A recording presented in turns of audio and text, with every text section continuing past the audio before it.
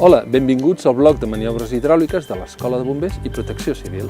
En aquest vídeo ens centrarem en conèixer les prestacions dels hidrants i com treure'n el màxim rendiment.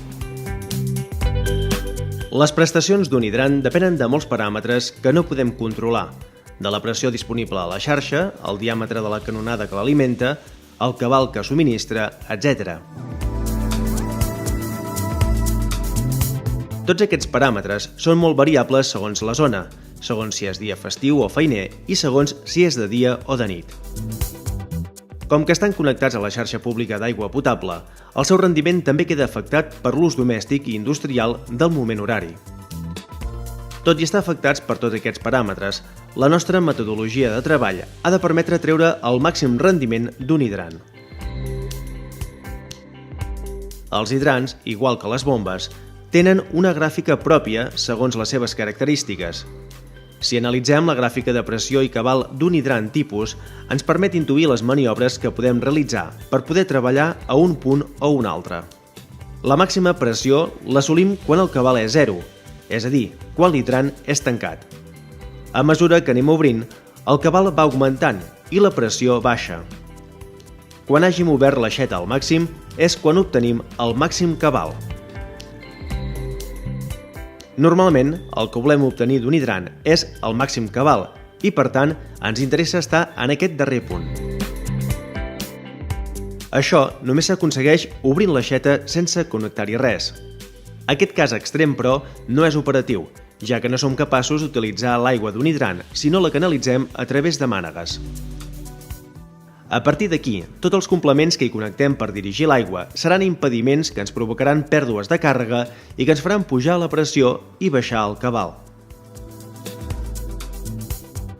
Per tant, per aconseguir el màxim cabal, les instal·lacions han de tenir el mínim de complements, la mínima longitud i la màxima secció. Com que els diàmetres de les mànegues els determina la mida dels ràcords de l'hidrant, una manera d'augmentar la secció és duplicar mànegues. Si a un hidrant li connectem una mànega de 70, no li traurem el màxim rendiment. És un cabal alt, però si mirem la gràfica, veiem que no estem aconseguint el màxim cabal.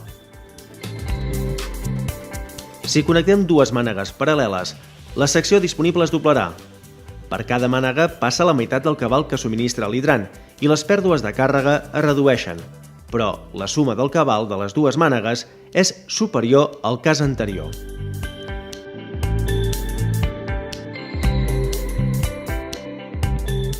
Les pèrdues de càrrega d'una mànega són directament proporcionals a la seva longitud.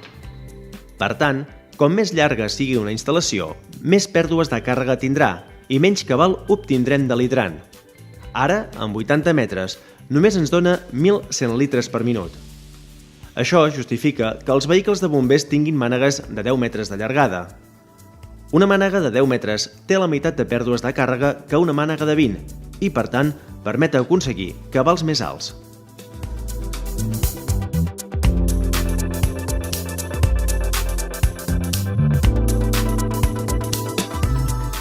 Un plec o un cisellament de la mànega, així com qualsevol accessori connectat a la instal·lació, ens provoca pèrdues de càrrega.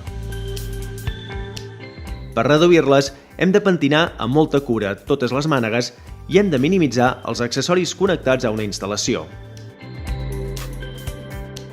Bàsicament, un hidrant es pot utilitzar per alimentació d'una cisterna d'un vehicle d'extinció per fer una nòria o alimentació directa a la bomba d'un vehicle emplaçat amb instal·lacions d'extinció.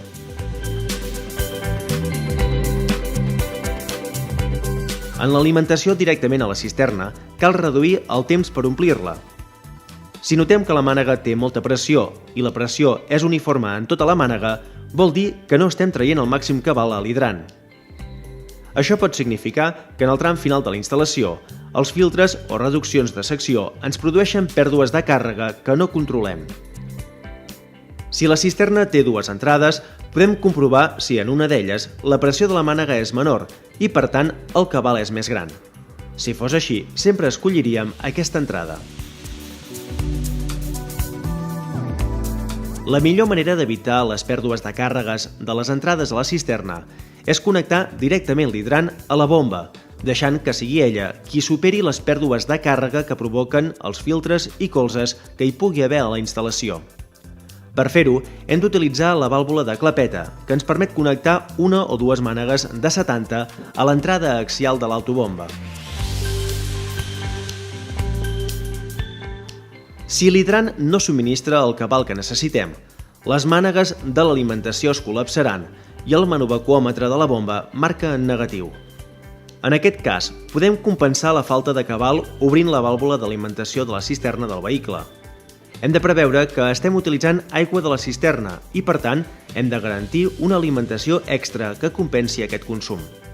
En cas de tancament de les llances o la baixada de revolucions de la bomba, el consum es redueix radicalment i l'aigua sobrant de l'hidrant passarà a la cisterna del vehicle a través del tub d'aspiració cisterna que té molta secció i podria provocar una pressurització i trencament de la cisterna per excés de cabal.